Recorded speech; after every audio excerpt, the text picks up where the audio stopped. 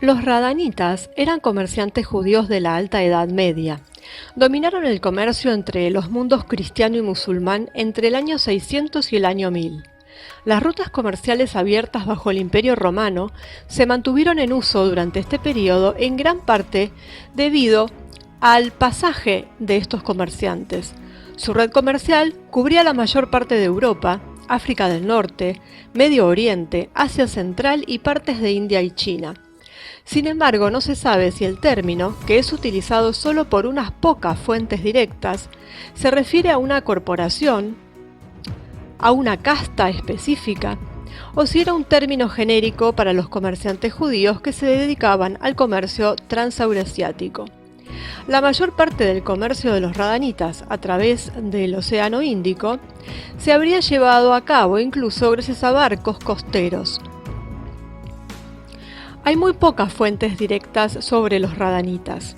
Conocemos su actividad gracias a un libro de Abul Qasim Abu'l Ala ibn Qordabeh, el libro de Caminos y Reinos, que probablemente escribió alrededor del año 870 como director de puestos y de una especie de policía en la provincia de Chibal, bajo el califa abasí al-Mutamid. Esta fue una posición privilegiada para observar este comercio. La mayor parte del comercio de los radanitas entre Tánger y Mesopotamia se llevaba a cabo a lomos de camello. Y Abú cuenta lo siguiente: estos comerciantes hablan árabe, persa, griego, franco, español y eslavo. Viajan de oeste a este y de este a oeste, en parte por tierra, en parte por mar. Desde el oeste llevan eunucos, mujeres esclavizadas, niños, sedas, castores, martas, otras pieles y espadas. Toman el barco en Firanja, Francia, en el mar occidental, y van a Farama, en Pelusium. Allí cargan sus pertenencias en camellos y viajan por tierra hasta Al-Kulsum, Suez, una distancia de 25 farsakhs. Se embarcan en el Mar Rojo y navegan desde Al-Kulsum a Al-Har, puerto de Medina, o Al-Jeddah. Luego se dirigen a Sind, India y China. En el camino de regreso de China, toman almizcle, aloe, alcanfor, canela y otros productos de los países del este a Al-Kulsum y traerlos de regreso a Farama, donde se embarcan en el mar occidental. Algunos navegan a Constantinopla para vender sus productos a los bizantinos. Otros van al palacio del rey de los francos para vender allí sus mercancías. A veces estos mercaderes judíos, cuando se embarcan desde la tierra de los francos en el mar occidental, se dirigen a Antioquía, en la desembocadura del Orontes, desde allí por tierra hasta el Javía, a orillas del Éufrates. Ahí se embarcan en el Éufrates y llegan a Bagdad, desde donde descienden al Tigris hacia el Al-Obola. Desde Al-Obola navegan hacia Omán, Sind, India y China, donde se embarcan en el mar occidental.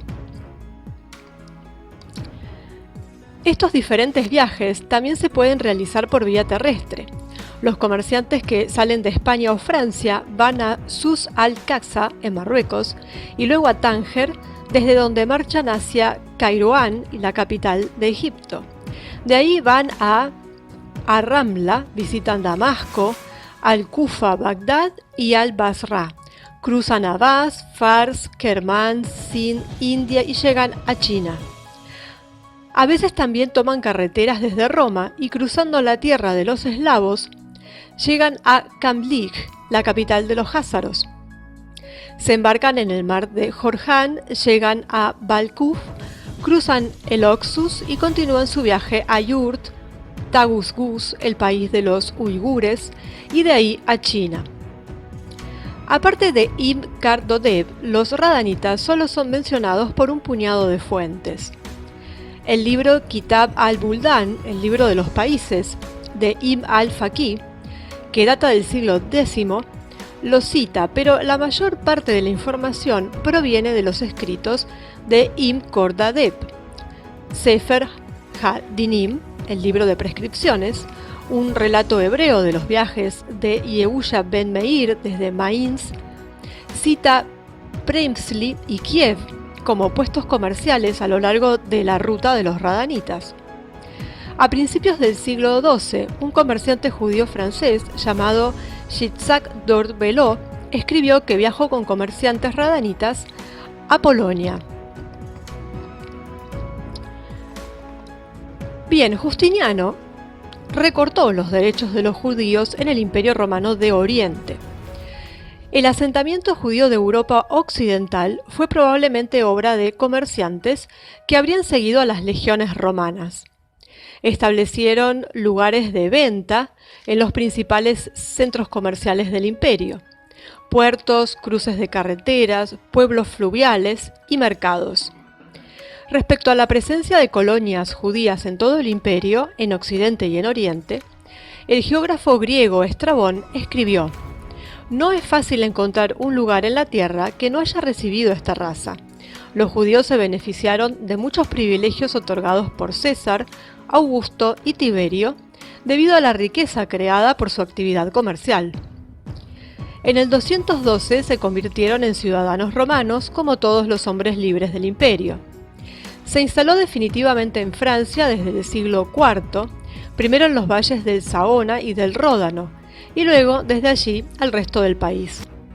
También crearon lugares de venta en Alemania, en Colonia, en Mainz, y en España, en Tarragona, Granada, Córdoba. Al mismo tiempo, el cristianismo se extendió gradualmente por todo el imperio y finalmente se lo tomó como religión de Estado.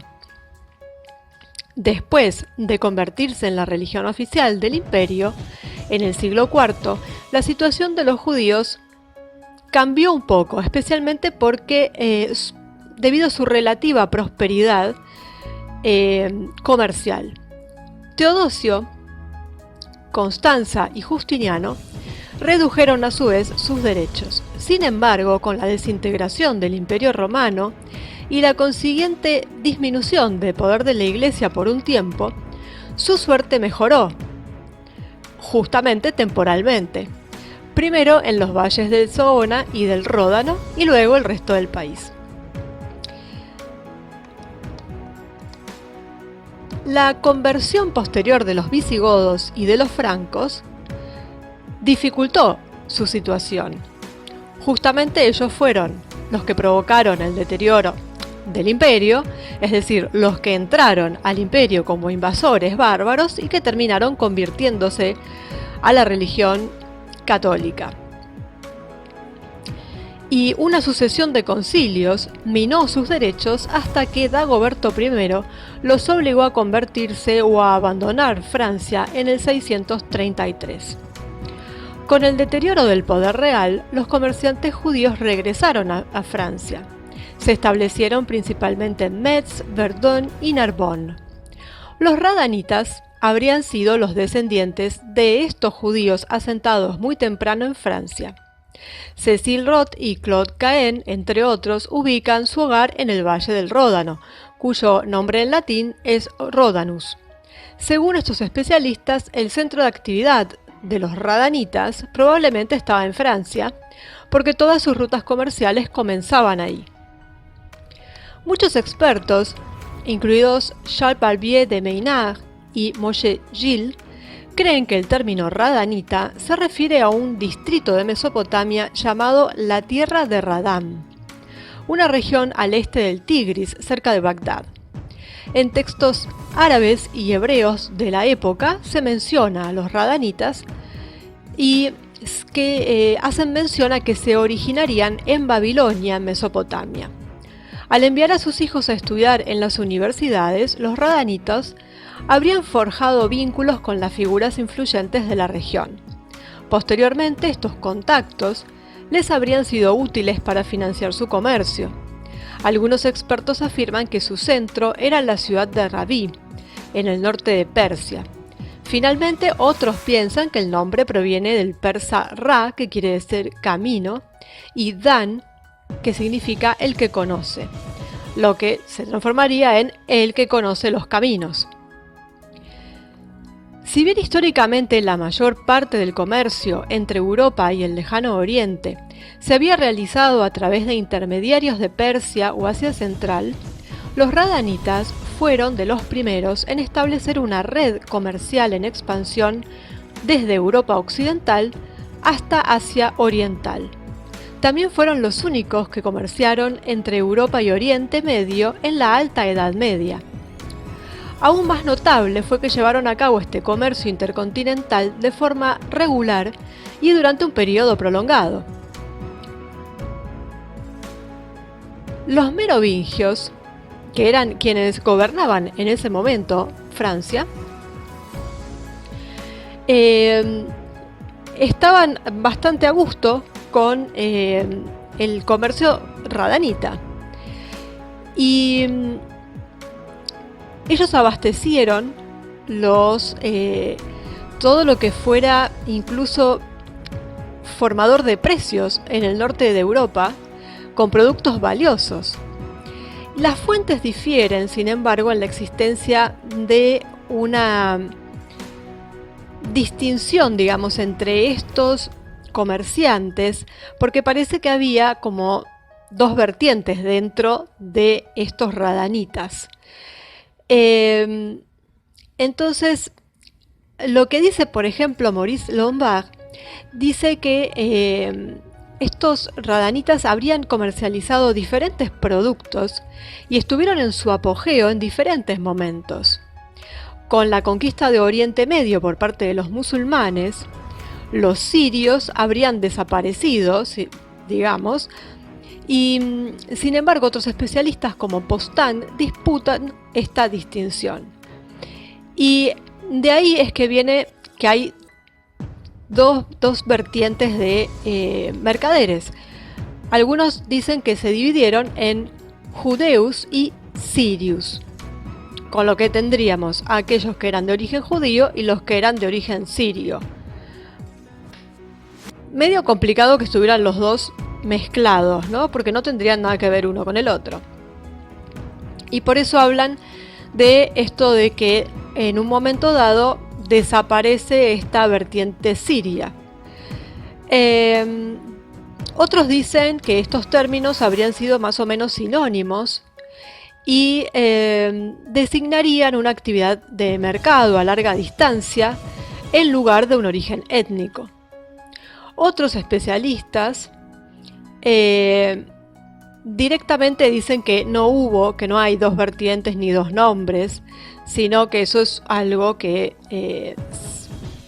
se inventó posteriormente. Pero bueno, volvamos a Ibn Khordadbeh, aquel que tenía el puesto de especie de policía y que podía ver de cerca, digamos, cómo se ejercía este comercio. Y él relata que los radanitas eran sofisticados y políglotas, como ya habíamos dicho. Y describe 4 rutas comerciales principales utilizadas por ellos. Las 4 rutas partían del Valle del Ródano y llegaban hasta China. La primera bajaba por el Valle del Ródano y llegaba a los puertos provenzales de Arles y de Marsella. Y desde ahí los radanitas navegaban a Egipto y luego se embarcaban en el Mar Rojo hacia la India. El segundo llevaba a los mercaderes por mar al norte de Siria. Desde Antioquía cruzaban a Irak. Después navegaban en el Golfo Pérsico hacia el noroeste de la India, Ceilán y el Lejano Oriente. Y parece que era común hacer el viaje entre la India y China por tierra.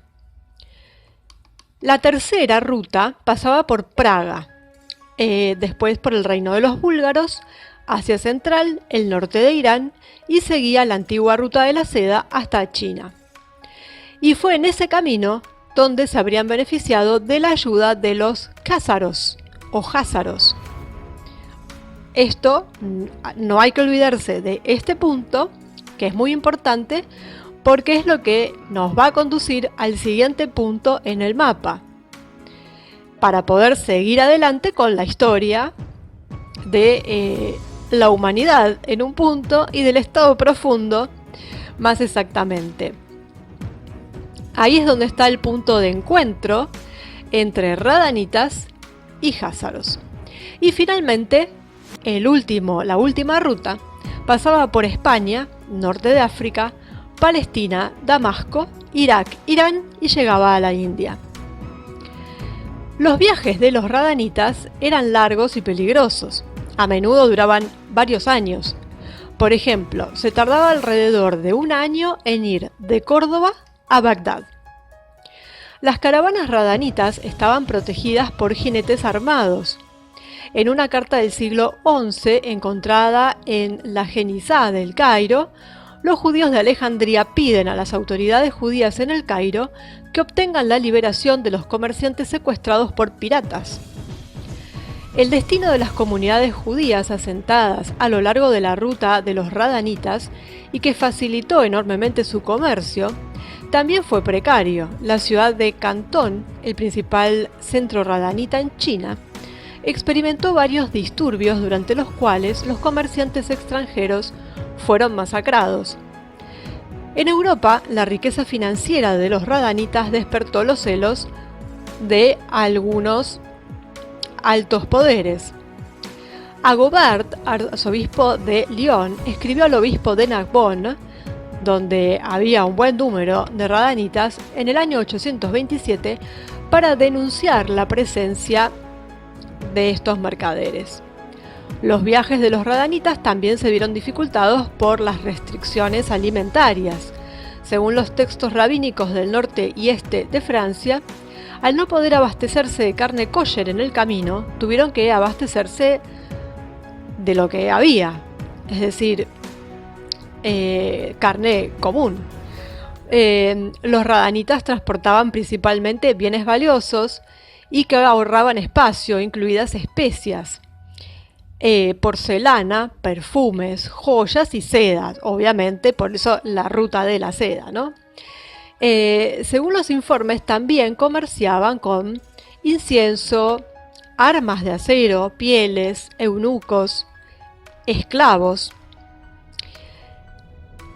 Y estos dos últimos bienes, es decir, los que provienen de humanos, constituyeron una parte importante de su actividad.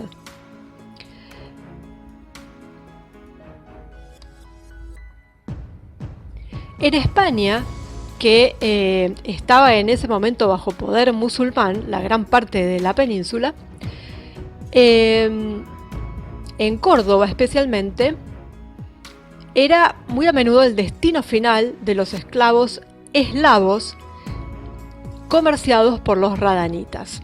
Y ahí es donde tenemos lo que parece un juego de palabras, pero que sin embargo es una derivación, porque la mayoría de los esclavos eran eslavos. Los radanitas desempeñaron un papel esencial en la trata de esclavos eslavos, que experimentó un fuerte desarrollo en el siglo X. Verdún, por ejemplo, uno de los principales centros comerciales radanita, era un gran mercado de esclavos. Esta ciudad también fue un importante lugar de castración de eunucos. Originalmente, los esclavos fueron llevados a la España musulmana, a veces a través de Verdún. Luego, después de la revuelta de Zanj, a Egipto y Siria. Así, en el año 961 había 13.750 esclavos masculinos o eunucos en Córdoba. Eran tan numerosos que fundaron una dinastía en el sur de España en el siglo XI. Los radanitas, es decir, como recompensa para ellos por la riqueza que trajeron, disfrutaron de varios privilegios bajo los carolingios en Francia y en todo el mundo musulmán. En particular, frecuentaron la corte bajo Carlomagno y Luis el Piadoso. En el año 825, este último les concedió cartas a los comerciantes judíos Donat, Samuel, Abraham de Zaragoza, David Davitis y José de León, y era una protección de su vida y de sus bienes, libertad de comercio, libertad religiosa, Pero sin embargo, los judíos no tenían derecho a poseer bienes raíces. De hecho, la gran facilidad de los comerciantes radanitas les habría permitido monopolizar tierras y edificios. Samuel, Abraham de Zaragoza, bueno, todos estos que eran los más conocidos en ese momento y en ese lugar. Entonces, lo que tenemos es que durante la Alta Edad Media, los estados islámicos de Oriente Medio y África del Norte y los reinos cristianos de Europa a menudo prohibían a los comerciantes del otro lado entrar en sus puertos. Los corsarios de ambos bandos atacaban sin prisas. Barcos opuestos, había una gran batalla en los mares. Los radanitas sirvieron como intermediarios neutrales, permitiendo que las grandes vías de comunicación y comercio entre los territorios del antiguo Imperio Romano y el lejano Oriente permanecieran abiertas, siendo los únicos en viajar entre Occidente y el mundo musulmán. Los radanitas también jugaron un papel político de esta forma. Así, cuando Carlomagno buscó el apoyo del califa de Bagdad, Harún el-Rashid, contra los emires omeyas de Córdoba, utilizó a un comerciante radanita de Narbona llamado Isaac. Él, con 2 nobles, fue enviado a la embajada del califa. Los 2 nobles murieron durante el viaje e Isaac regresó a Aquisgrán solo 5 años después con muchos regalos, incluido un elefante. Los radanitas, que viajaban entre diferentes partes del mundo, ayudaron a difundir el conocimiento. Así trajeron varias técnicas de China en los siglos IX y X, entre ellas un artefacto que permitió aprovechar mejor la fuerza de los caballos y jugó un papel en el desarrollo económico y cultural que experimentó Francia en los siglos XI y XII. Aunque tradicionalmente la mayoría de los historiadores creen que la técnica del papel chino se transmitió a Europa a través de comerciantes árabes que guardaban los secretos de los prisioneros de guerra capturados en la batalla de Talas, algunos expertos creen que los comerciantes judíos, como los radanitas, jugaron un papel decisivo en la llegada del papel a Occidente. José de España, posiblemente un radanita, según algunas fuentes, introdujo las cifras árabe-indias en la Europa de ese momento. Históricamente, las comunidades judías utilizaban cartas de crédito para transportar grandes cantidades de dinero sin correr el riesgo de ser asaltados en su camino. Los comerciantes judíos de la Edad Media desarrollaron y usaron este sistema a gran escala. Los comerciantes radanitas usaban unas cartas de crédito más simples que las que se usaron más tarde. Y que sabemos que utilizaron los cázaros y los templarios. Y permitieron que los radanitas comerciaran a grandes distancias. Habrían sido inventados por los banqueros judíos de Bagdad, precursores de los bancos que surgieron durante la Baja Edad Media y el comienzo de la Era Moderna. Los radanitas también habrían contribuido al desarrollo de la medicina dentro de las comunidades judías de Europa Occidental, al traer drogas, medicamentos y recetas desconocidas en Europa, permitiendo que algunos de sus correligionarios se convirtieran en médicos famosos en Francia, sobre todo en París y en Montpellier, en España en la Universidad de Salamanca y en Portugal en la Universidad de Coimbra. Algunos expertos creen que los radanitas pueden haber jugado un papel en la conversión de los jázaros al judaísmo. Y acá los volvemos a cruzar, ¿no? Bueno, además habrían participado en la instalación de comunidades judías en varios lugares a lo largo de sus rutas comerciales. Probablemente estuvieron involucrados en el asentamiento judío de Europa del Este, en Praga sobre todo, Asia Central, China y Turquía, permitiendo que algunos de sus correligionarios vivieran en esos lugares y fueran creando colonias que se fueron expandiendo. Las fuentes difieren en el apogeo de los radanitas.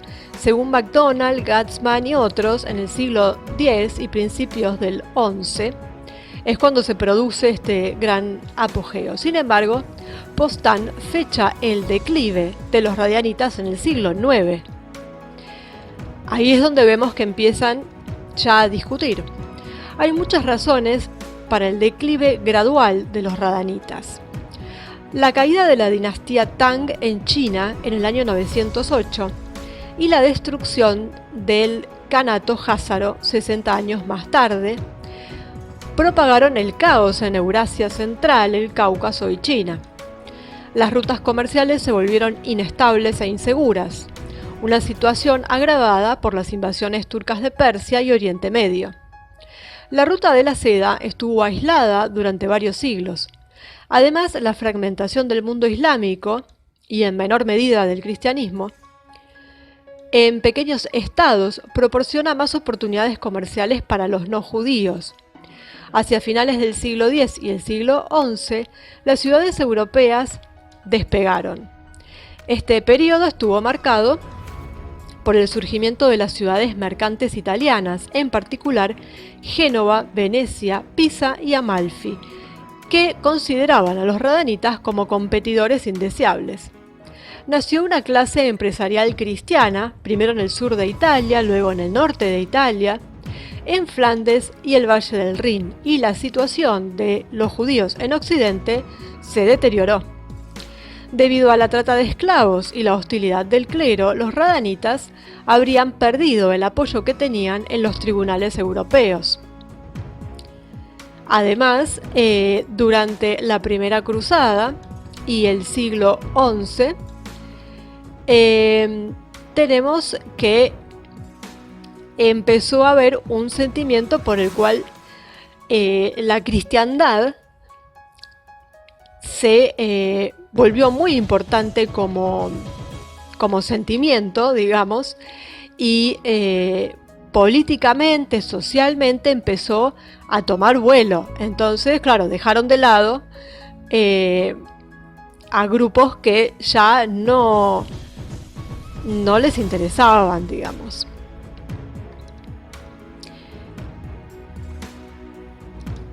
Sin embargo,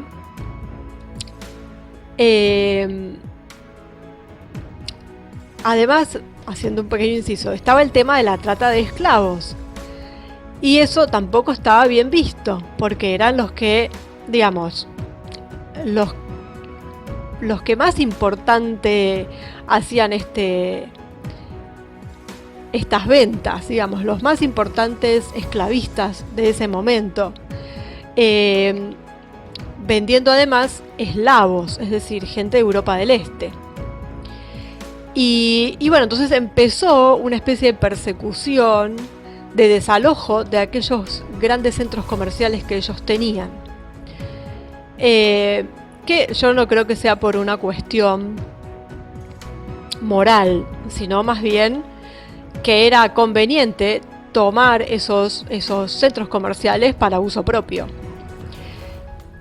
Bueno, sin embargo, algunos continuaron con su actividad hasta la segunda parte del siglo XI. Así, por ejemplo, en el año 1084, el obispo de Speyer-Rüdiger, que quería hacer de su ciudad un importante centro comercial, les otorgó una carta para que pudieran establecerse ahí.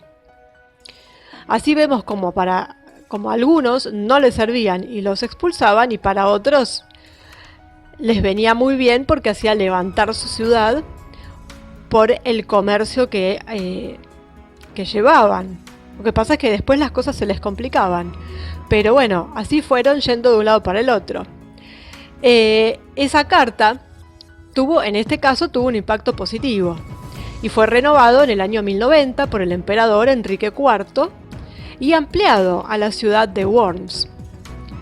La última mención de la prosperidad de los judíos del Valle del Rin data de la Primera Cruzada. Los comerciantes judíos de finales del siglo XI y XII continuaron comerciando, pero en una escala mucho menor, es decir, mucho más localmente, ya no como sus predecesores radanitas que abarcaban un territorio enorme. La economía de Europa fue profundamente cambiada por la desaparición de los radanitas. Por ejemplo, Los documentos muestran que muchas especias de uso común a mediados de la Edad Media desaparecieron por completo de las mesas europeas en el siglo X. Los judíos habían disfrutado anteriormente de un monopolio en el comercio de especias en gran parte de Europa Occidental. Siglos más tarde, Marco Polo y también Ibn Battuta le contaron a los cristianos y a los musulmanes respectivamente sobre sus viajes por Oriente. Y se cree que Ibn Battuta acompañó a los comerciantes musulmanes que viajaban por Oriente por rutas similares a las que usaban los radanitas. Marco Polo hizo lo propio.